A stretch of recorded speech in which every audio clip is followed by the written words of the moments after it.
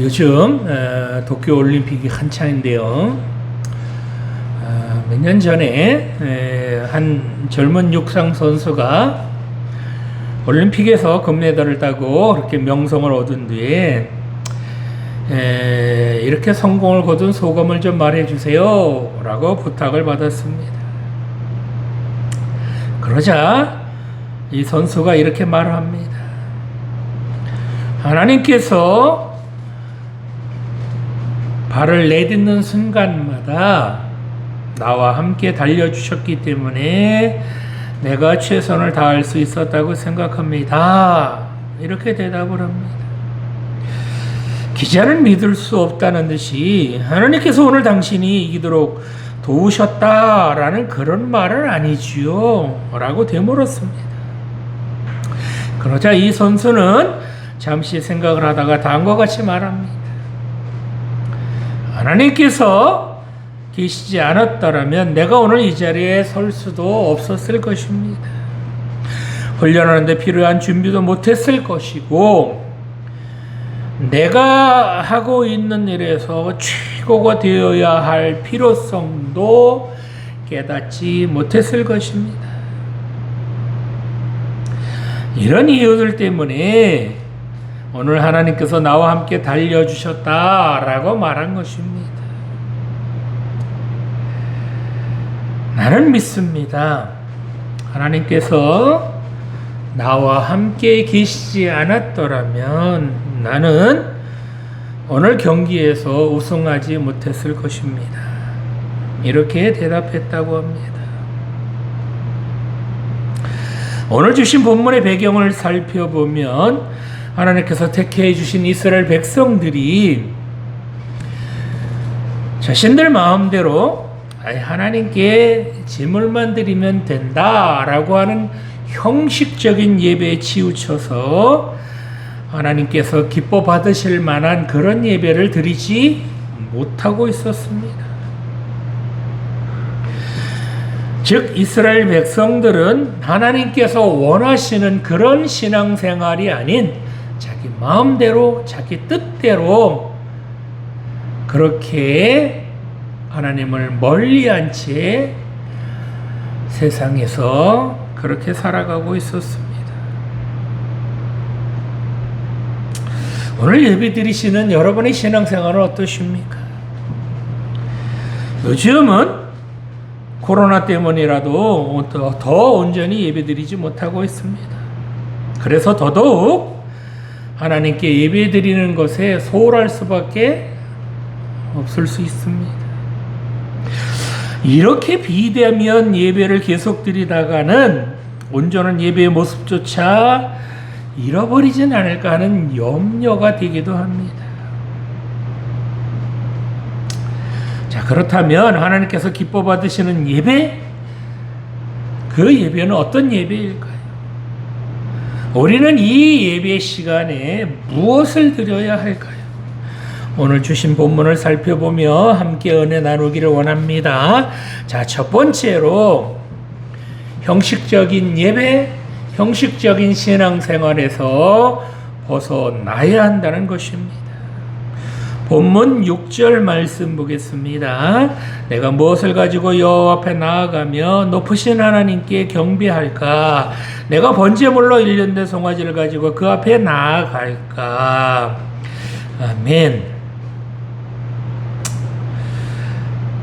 오늘 우리가 읽은 이 미가 선지자죠? 미가 선지자가 활동하던 때에 이스라엘 백성들은 여호와 하나님을 떠나 살면서 그저 형식적인 그런 신앙, 그런 예배만을 드리거나 아니면 더 나아가서 이방의 우상들을 하나님과 함께 숭배하는 그런 혼합주의 신앙까지도 갖게 되었습니다. 심지어 예루살렘을 중심으로 활동하던 종교 지도자들도 자신들의 이기적인 유익 그리고 편리에 따라서 여호와만을 섬기는 신앙과 우상 숭배를 혼합시키는데 이 종교 지도자들이 앞장서기까지 했습니다. 이렇게 하나님만을 섬기는 그 신앙이 타락을 하자 어떻게 됐을까요? 곧 사회의 정의와 법과 도덕, 윤리가 다 무너져 버렸고, 그리고 양심마저도 마비되는 그런 결과가 초래되었습니다. 한마디로 엉망진창이 되었다는 겁니다. 뭐가 무너지니까? 신앙이 무너지니까. 이처럼 이스라엘 백성들이 타락하다 보니 당연히 하나님께 온전한 예배 드릴 수 없었겠지요. 그래서 오늘 본문 6절의 말씀처럼 자신이 무엇을 가지고 여호와 앞에 나아가며 높으신 하나님께 경배할지, 번제물로 1년 된 송아지를 가지고 그 앞에 가지고 나갈까? 어떤 송아지 가지고 나가야 될까? 그것조차도 아리까리하다는 겁니다. 잘 모른다는 겁니다. 여기서 경배하다라는 단어는 예배드리다, 하나님께 온전히 예배드린다, 그런 뜻을 가진 단어가 아니에요. 여기서 경배하다는 단어는 비굴해지다라는 그런 단어로 자발적으로 하나님께 경배드린 그런 경배가 아니라 강한 힘에 의해서 굴복당하는 자가 보이는 굴종과 같은 그런 예배 드렸다는 겁니다. 즉 이스라엘 백성들은 하나님께서 내려주신 복과 은혜에 감사해서 그래서 하나님께 온전히 예배드린 것이 아니라 하나님께서 내리실 형벌이 두려워서 그것이 겁이 나서 하지 못해 예배드렸다는 겁니다. 오늘 본문 6절에 나오는 송아지라는 단어, 이 단어가 히브리어로는 이게 에겔이라고 나오는데, 이 단어는 하나님께 제물로 드리는 송아지, 그 송아지를 나타낼 때 주로 사용되는 파르라는 그 단어가 아니라 에겔이라는 단어를 썼다는 겁니다.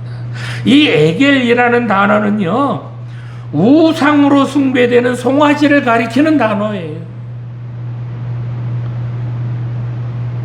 이처럼 이스라엘 백성들은 하나님께 드리는 그 제물조차도 그 짐승이 어떤 짐승이어야 되는지 구별하지도 못한 만큼 그렇게 엉터리로 예배를 드렸다는 겁니다.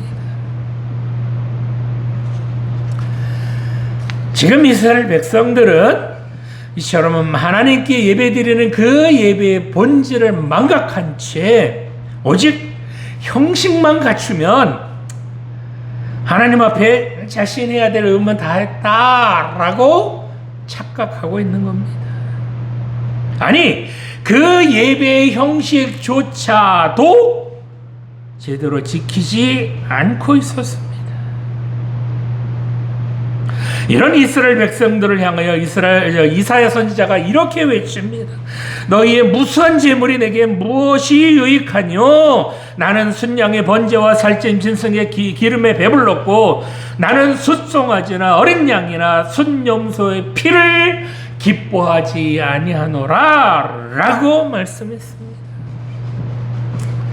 병든 거, 저는 거, 그런 거 드리면 어때야? 우상이 드리는 짐승이면 어때요? 그저 하나님께 드리면 되는 거 아니요? 이런 마음으로 하나님께 제물 드렸다는 겁니다. 하나님께서 이렇게 드리는 제물, 그래, 고맙다. 얘들아, 참 너희들 잘한다. 이렇게 생각하시면서 그 예물 기쁘게 받으셨을까요? 창세기 4장에 보면 가인은 하나님께 땅의 소산으로 제물 드렸고요. 그 동생인 아벨은 짐승을 제물로 드렸습니다. 그런데 하나님께서 누구의 제물만 받으셨죠? 동생인 아벨의 제물만 받으셨습니다. 하나님께서는 왜 가인의 제물을 받지 않으시고 아벨의 제물만 받으셨을까요? 아벨은 피해 제사이고 가인은 곡식 제사라서 피해 제사가 아니라서 안 받으신 게 아니고요. 가인은 정성껏 준비하지도 않았고 그저 손에 잡히는 대로 하나님께 그렇게 그냥 형식적인 제물만 드렸다는 겁니다. 물론 자기 자신도 드리지 않았죠. 이처럼 형식에 치우쳐서 마음에 없는 그런 제물 드렸기 때문에 하나님께서 그 제물을 받지 않으신 겁니다. 오늘 예배 드리시는 성도 여러분 어떤 예배 드리십니까? 그저 주일날 뭐 교회 나오기만 하면 됐지 뭐. 헌금만 하면 됐잖아. 혹시 이런 분들 계시지 않으십니까? 하나님께서는 형식적으로 드리는 예배, 마음에도 없는 그런 예배 드리는 것 기뻐하시지 않으신다는 겁니다. 예배 자리에 나와 있지만 마음에 딴 곳에 가 있는, 몸은 여기에 있지만 마음은 딴 곳에 있는, 그러면서 예배 드리는 그런 예배도 하나님 기뻐하지 않으신다는 겁니다. 요즘은 코로나 때문에 대면 예배조차 드리기 쉽지 않습니다. 오늘도 좀 전에 구청에서 왔다 갔습니다.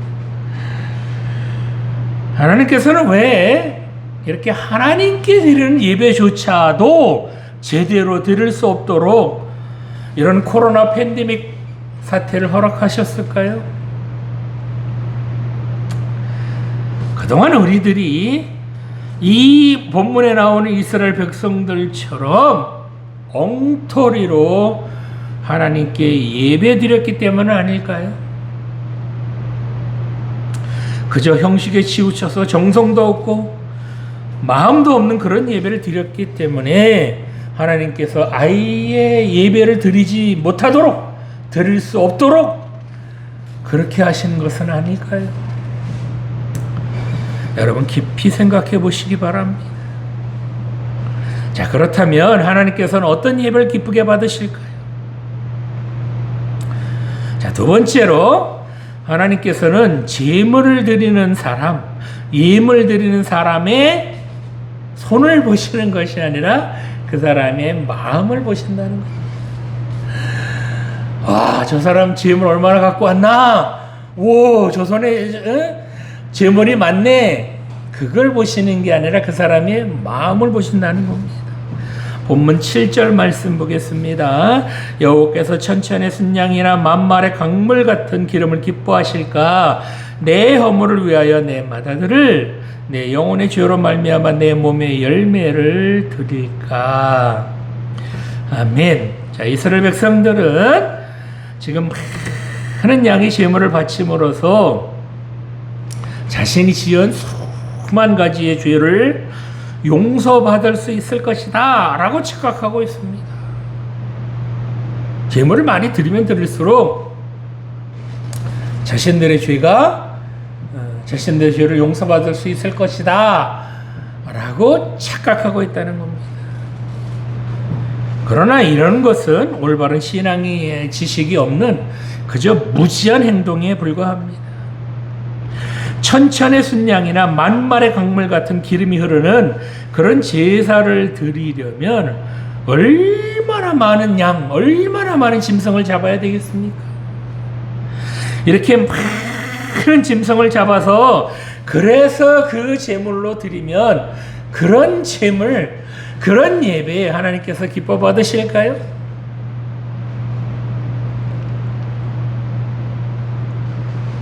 어느 헌금 많이 있습니다. 하나님 내 손 보세요. 이런 예배 하나님께서 기뻐 받으실까요? 그런데 이스라엘 백성들은 한 걸음 더 나아가서 내 몸의 허물을 위하여 내 마다들을 드리면 기뻐하실까? 내 영혼의 죄를 위해서 내 몸의 열매를 하나님께 드리면 기뻐하실까? 라고 생각하고 있다는 겁니다. 여기서 내 허물 이라는 단어를 원어로 보면 이게요, 이 허물이라는 뜻에 훨씬 더 강한 뜻이 있어요. 이건 하나님께 반역하는 반역이라는 뜻이 있는 그런 단어입니다. 즉 하나님께 지금 맞짱 뜨자고 대드는 것을 말합니다. 요 반역이라는 죄는요, 자기 자신이 하나님이 되겠다 라는 이런 죄를 말합니다. 구약시대에 하나님께 반역하는 이런 죄를 범한 사람은 어떻게 했어요? 반드시 돌로 쳐 죽였습니다. 이처럼 하나님께 반역하는 죄를 짓고서도 지금 누구를 드린다고요? 예? 자기가 그렇게 하나님께 반역하는 죄를 지었으면 자기가 돌에 맞아 죽어야 되는데 자기 자신이 돌에 맞아 죽는 것이 아니라 자기를 대신해서 자기 맏아들을 드린다는 게 이게 말이 될까요? 또한 내 영혼의 지혜로 말미암아 내 몸의 열매를 드린다라는 이 말씀, 이게 또 어떤 의미일까요? 여기서 말하는 영혼의 죄라는 것은 바로 하나님 말씀대로 살지 못해서 짓는 죄를 말합니다. 이런 죄를 지은 사람도 마땅히 사형에 처해야 합니다. 그리고 내 몸의 열매라는 거, 자기 자식을 말하는 거죠. 하나님 말씀대로 살지 못해서 하나님께 반역해서 죽을 죄를 지었는데 그 값으로 지금 누굴 바친다는 거예요? 자기 자신 하나님께 드린다는 겁니다. 이런 죄를 하나님께서 기뻐하실까요? 이게 왜 이런 말이 나왔느냐? 이 당시 이방 종교들, 특히 몰렉과 같은 우상을 섬길 때 몸의 열매, 즉 자식을 드림으로써 그 신들에게 호감을 산다든지 그래서 재앙을 면하게 한다라는 그런 사상이 이 당시에 있었습니다. 이 신들에게 호감을 사는 방법 중에 하나가 바로 자기 자식을 제물로 바치는 겁니다. 이렇게 함으로써 자기에게 임하는 재앙을 면하고 축복을 받을 수 있다라고 생각했다는 겁니다. 그런데 이런 사상이, 이런 이방신들을 섬기는 이런 사상이 유일하신 하나님만을 섬기는 이스라엘 백성들에게까지도 그 사상이 퍼져 있었다는 겁니다. 만약에 1년 된 송아지나 천천의 제물 가지고도 하나님이 만족하지 않으신다면 어떻게 한다고요? 내 자식이라도 하나님 앞에 제물로 바칠 수 있다라는 겁니다. 인간은 누구나 자식을 사랑하는 것, 그건 당연한 거죠. 그런데 그 자식을 바쳐서라도 내 죄를 용서받기를 원한다는 것. 이런 엉터리가 어디 있습니까? 만약 여러분들이 여러분들의 아버지가 죄를 지었는데 야, 내 대신 네가 좀 죽어라 이러면 여러분 그 아버지 인정하시겠습니까? 이처럼 이스라엘 백성들은 자신들의 허물과 죄를 하나님 앞에서 온전히 회개하려 하지는 않았다는 겁니다. 뭐 했어요? 오직 제물만 바쳐서 해결하라고 했다는 겁니다. 이런 회개 없는 예배, 진실한 삶의 결단이 결여된 그런 제물은 그것이 많으면 많을수록 하나님께서 가증스럽게 보실 뿐이며 도리어 그런 제물은 하나님의 마음만 아프게 할 뿐입니다. 자, 그렇다면 우리가 하나님께 예배드릴 때 무엇 가지고 나가야 할까요? 하나님께 무엇을 드려야 하나님 기뻐하실까요? 레위기 1장에 보면 하나님께 제물을 드릴 때 소나 양이나 염소를 드립니다. 이 번제 제사죠. 그런데 이처럼 짐승을 드릴 때 반드시 그 짐승을 드리는 사람이 그 제물에 안수해야 되고요. 그리고 그 짐승 죽여야 되고요. 그리고 그 짐승의 가죽을 벗기고 각을 떠야 합니다. 누가? 제물을 바치는 사람이. 이렇게 해야 되는 이유, 그 이유는 바로 그 짐승이 자기 자신을 대신해서 죽는다는 것을 그 현장에서 느끼라는 겁니다. 즉 죄의 대가가 얼마나 참혹한지 직접 경험하라는 겁니다. 짐승이 그렇게 버둥거리며 죽어갈 때, 와, 내가 저렇게 죽어야 하는데 죄를 지으면 저렇게 참혹하게 죽을 수 있구나라는 것을 뼈저리게 느끼라는 겁니다. 이처럼 하나님께서 짐승을 드려라, 짐승을 잡아드려라 라고 하시는 이유는 바로 그 사람의 죄를 대신해서 짐승을 잡아 죽이면 어떻게 돼요? 그 사람의 죄는 용서해 주겠다라고 말씀하신 겁니다. 이처럼 하나님께 죄를 지은 그 사람을 대신해서 짐승이 죽으면, 그러면 하나님께서 그 사람의 죄를 용서해 주지만, 그렇지만 단 한 가지 조건이 있다는 거예요. 뭐예요? 자기도 그 짐승의 죽음에 그 자리에 함께 참여하라는 겁니다. 이렇게 하나님께서 그 짐승의 죽음에 함께 참여하라는 것은 자기 자신도 드려야 된다는 겁니다. 물론 자기는 죽지 않고 짐승이 자기를 대신해서 죽지만 그 짐승의 죽음, 그 죽음이 내 죽음이었다는 것을 뼈저리게 느끼라는 겁니다. 그래야, 이렇게 뼈저리게 느껴야 하나님께서 그 사람의 죄를 용서해 주신다는 겁니다.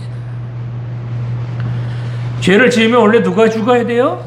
바로 죄를 지은 당사자가 죽어야 되죠. 그런데 하나님께서는 죄를 지은 사람을 대신하여 짐승을 죽이게 하시고 그 사람은 살려 주셨습니다. 이건 전적으로 하나님의 은혜입니다. 그렇습니다. 예배는 바로 자기의 죄를 씻는 자리입니다. 예배는 바로 자기의 허물을 용서받는 자리입니다. 우리가 하나님 앞에 이렇게 나아갈 때에 우리의 죄와 허물을 씻음받고 용서받기 위하여 이처럼 예배 시간에 하나님 앞에 나아가는 겁니다. 그런데 이스라엘 백성들은 자기 죄를 씻기 위해서 하나님 앞에 나아갈 때조차도, 즉 예배 드릴 때조차도 자신들은 드리지 않았다는 겁니다. 아이, 짐승만 죽이면 되는데 뭐, 난 안 죽는데 뭐.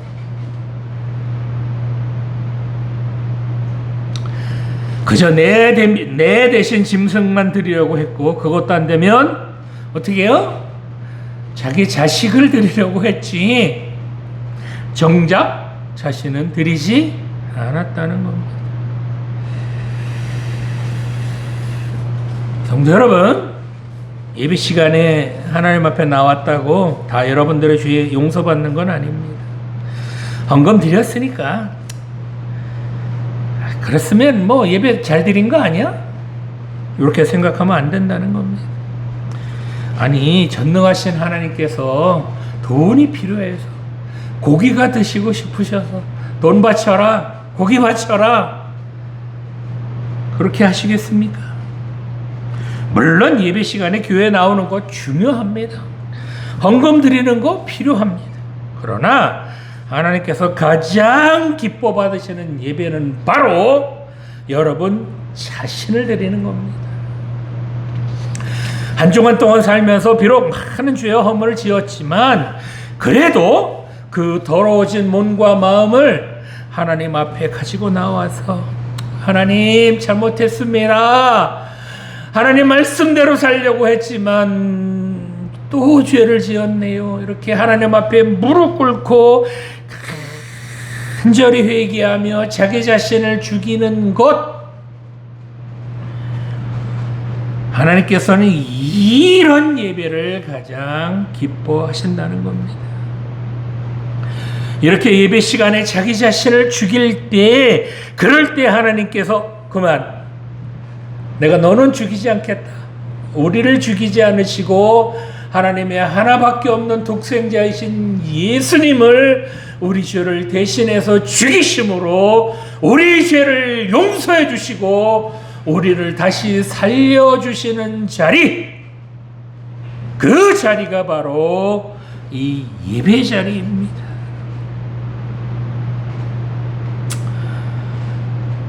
그래서 입에 담을 수 없는 더러운 죄에 많이 지었을지라도, 아무리 많은 잘못을 했을지라도 하나님 앞에 나와 하나님께 정말 자기 자신을 죽이는 그런 예배 드려야 합니다.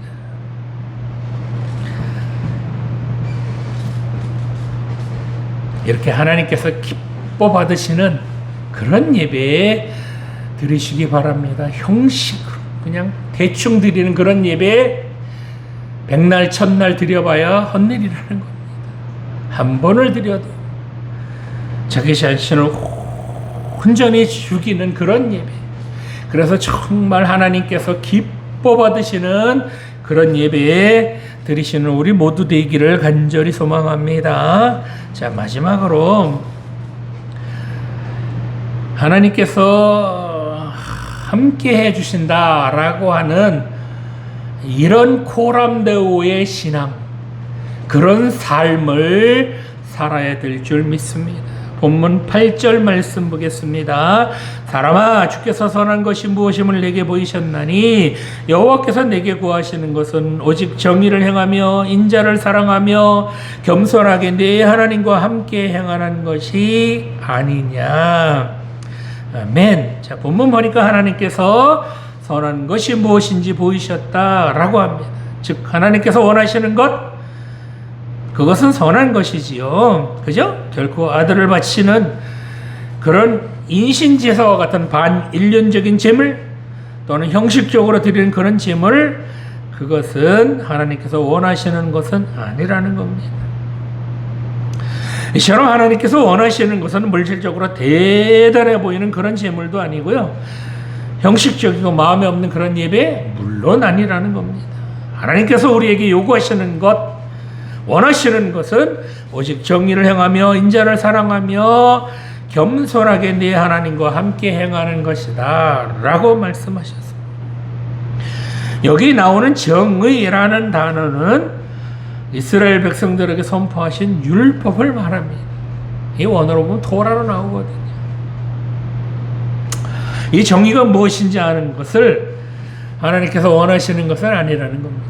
말씀이 무엇인지 아는 것, 그것보다는 정의를 뭐예요? 행하며 이렇게 나오잖아요. 즉 하나님께서 우리에게 주신 율법을 아는 것에서 그치는 것이 아니라 그 율법대로 행하는 것, 그것을 하나님께서 기뻐하시는, 아는 것에서 그치는 것이 아니라 행함이 있어야, 그 말씀대로 사는 행함이 있어야 하나님께서 기뻐하신다는 겁니다. 또 인자라는 단어를 원어로 보면 이게 헤세드라는 단어인데, 하나님께서 자기 백성을 향한 사랑을 나타내는 그런 표현입니다. 이 인자라는 단어의 근본적인 의미는 하나님께서 자기 백성에게 베푸시는 언약적인 사랑을 말합니다. 약속하시는 그런 사랑. 하나님께서 이렇게 무조건적으로 사랑하신 요 사랑을 받은 백성이라면 그 받은 사랑을 다른 사람들에게도 베풀어라 라는 겁니다. 그것을 하나님께서 원하신다라는 겁니다. 또 하나님께서 원하시는 것이 뭐예요? 겸손히 하나님과 함께 동행하는 것, 그것을 기뻐하신다고 합니다. 이 겸손이라는 것은 교만과는 반대되는 말로서 하나님을 하나님으로 인정하고 자신이 하나님의 피조물됨을 자각하고 인정하는 자만이 보일 수 있는 그런 태도를 말합니다. 이렇게 하나님과 동행한다라는 것은요, 그냥 간단하게 말하면 하나님과 연합한다는 겁니다. 고람되어, 즉 내 앞에 계신 하나님, 그 하나님 붙들고 그 하나님 뜻대로 순종하며 살아가는 것, 그것을 말합니다. 이처럼 하나님께서 원하시는 것, 우리에게 요구하시는 것은 한마디로 말하면요, 그냥 하나님 말씀대로 살라는 겁니다. 하나님 말씀대로 살면 그 사람 어떻게 도와주실까요? 하나님 말씀대로 살면 하나님께서 그 사람 인생 책임져 주신다는 겁니다. 하나님 말씀대로 살면 그 사람을 생명의 길, 의의 길로 인도해 주신다는 겁니다. 반대로 하나님께서 기뻐하시지 않는 그런 악한 삶을 산다면 어떻게 될까요? 하나님께서 기뻐하시지 않는 형식적인 예배, 마음에도 없는 그런 예배 드린다면 자신이 지은 죄를 용서받을 기회를 놓치게 될 거죠. 그렇죠? 그렇게 된다면 자기 지은 죄에 대해서 둔감하게 될 거잖아요. 그죠? 죄가 죄 지면은 하나님 잘못했습니다. 이런 감각이 있어야 되는데 죄를 지어도 그게 죄인지조차 모르고 감각에 둔해진다면 어떻게 돼요? 결국은 그 죄 때문에 망하게 된다는 겁니다. 야고보서 1장 15절에 보면 욕심이 잉태한즉 죄를 낳고 죄가 장성한즉 사망을 낳는다라고 했습니다. 이렇게 자기가 지은 죄 용서받지 않고 내버려 두면 어떻게 돼요? 결국 그 죄 때문에 그 사람 사망에 이르게 된다는 겁니다. 그래서 예배가 중요합니다. 예배 시간에 나와서 한 주간 지은 죄 용서받고 그 죄를 씻음 받아야 합니다. 그래서 사도 바울은 로마서 12장 1절에서 그러므로 형제들아 내가 하나님의 모든 자비하심으로 너희를 구하노니 너희 몸을 하나님이 기뻐하시는 거룩한 산제물로 드려라. 이는 너희가 드릴 영적 예배다 라고 말씀했습니다. 자기가 지은 죄가 없다면요 굳이 하나님 앞에 나와서 용서받을 일도 없겠지요. 죄 없는데 뭐 굳이 용서받을 일이 있어요? 그런데 모든 인간은 하나님 앞에 죄가 없을 수가 있어요? 난 하나님 앞에 깨끗합니다. 이런 사람이 있을 수 있을까? 이렇게 죄를 짓고도 그 죄를 그대로 내버려 둔다면 그 죄가 결국 그 사람을 삼켜버리게 된다는 겁니다. 이런 인생은요 허무한 인생, 시간만 낭비하는 불쌍한 삶을 살 수밖에 없다는 겁니다. 왜요? 죄 가운데 사니까. 인생을 낭비하는 그런 삶을 사는 그런 사람만큼 불쌍한 인생은 없을 겁니다. 여러분 죄 가운데 사는 사람 많이 보시잖아요. 그죠? 어때요? 오, 존경할 만해. 오, 저 사람처럼 살까? 그런 생각이 들던가요? 아유, 저렇게 살다가 큰일 나겠네. 그런 생각이 드시던가요? 그런데요, 이렇게 하나님 말씀대로 하나님이 원하시는 삶, 그런 삶을 살아가는 사람도 낭비하는 것이 있습니다. 바로 하나님 말씀대로 하나님이 원하시는 그런 삶을 살아가는 사람은 바로 하나님이 기뻐하시는 곳에 자기 인생을 낭비한다는 겁니다. 이렇게 하나님이 기뻐하시는 것에 낭비하는 것, 그것을 바로 거룩한 낭비라고 합니다. 하나님 원하시고 하나님께서 기뻐하시는 그런 일에 자기 인생 전부를 낭비하는 것, 자기 인생을 올인하는 것, 그것을 바로 거룩한 낭비라고 합니다. 성도 여러분, 여러분 어떤 낭비를 하십니까? 그저 허무한 것, 죄 짓는 일에 여러분 인생을 낭비하십니까? 아니면 하나님 기뻐하시는 일에 그렇게 여러분 인생을 올인하는 그런 거룩한 낭비를 하십니까? 이 거룩한 낭비를 하신 분이 있어요. 이분이 바로 우리 예수님이십니다. 예수님께서는 하나님께서 기뻐하시는 일, 하나님께서 원하시는 일에 자기 인생을 올인하셨습니다. 이 거룩한 낭비 인생을 사시기 위해서 끊임없이 기도하셨고 자기 뜻보다는 하나님 뜻에 그렇게 순종하셨습니다. 예수님께서 왜 이렇게 거룩한 낭비를 하셨죠? 바로 허무한 인생, 죄 짓는 일만 하던 나 같은 불쌍한 인생, 이런 나 같은 사람을 구원하시기 위하여 예수님께서는 자기를 십자가에 버리심으로, 자기를 십자가에 그렇게 버리심으로 나 같은 죄인을 구원해 주셨습니다.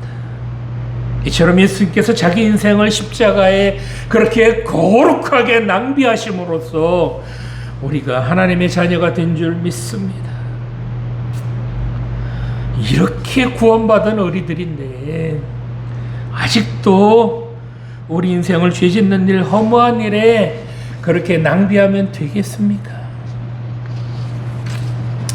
오늘 예배 드리시는 청년 여러분, 지금 이 시간부터라도 하나님께서 기뻐하시는 일, 하나님께서 원하시는 거룩한 곳에 여러분 인생을 올인해 보시지 않으시겠습니까? 이렇게 거룩하게 낭비하는 그런 인생 살다가 실수해도 되고요, 실패해도 괜찮습니다. 왜냐하면 그렇게 거룩한 낭비를 하는 그런 삶을 살다가 실수하고 실패할지라도 그렇게 거룩한 낭비의 인생을 걸어가는 그런 사람들을 하나님께서 다시 일으켜 세워주시고 다시 붙들어 주시고, 그래서 결국에는 그 거룩하게 인생을 낭비하는 그 사람을 귀하게 사용해 주실 줄 믿습니다. 이런 사람 하나님께서 귀하게 사용하여 주실 줄 분명히 믿습니다.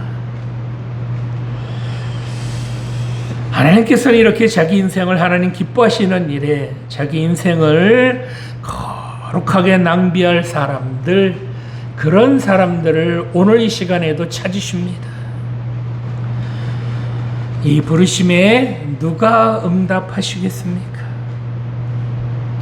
바라옵기는 여기 모인 여러분들이 이 부르심에 응답하셔서 이 시대에 하나님께서 세우시는 그런 리더자들로, 지도자들로 귀하게 쓰임받으시길 간절히 소망합니다.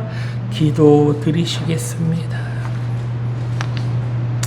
살아계신 하나님 아버지, 그저 형식적으로 드리는 예배, 마음에 없는 그런 예배 드리지 않게 하여 주시옵소서. 예배의 자리에 나와서조차도 자신을 드리지 못하고 그저 물질이나 드리며 짐승이나 죽이는 그런 어리석은 나는 아니었는지 이 시간 되돌아봅니다. 하나님, 이제부터는 예배 드릴 때 나 자신을 드리게 하여 주시옵소서. 죄 가운데 살던 나, 허물 많던 나 자신을 하나님께 드려서 나 자신을 죽이는 그런 예배 시간 되게 하여 주시옵소서. 하나님께서 기뻐하시는 것은 하나님 말씀대로, 하나님 뜻대로 사는 것이라고 말씀하셨사오니 말씀대로 살아가게 하여 주시옵소서. 이렇게 하나님께서 기뻐하시는 일에 우리 인생 전부를 거는 그런 거룩한 낭비를 기꺼이 감당하는 우리 모두 되게 하여 주시옵소서. 그래서 우리를 통하여 하나님의 살아계심을 증거해 주시며 이 시대의 귀한 일꾼들로 우리 모두를 사용하여 주시옵소서. 감사드리며 예수님 이름으로 기도드립니다.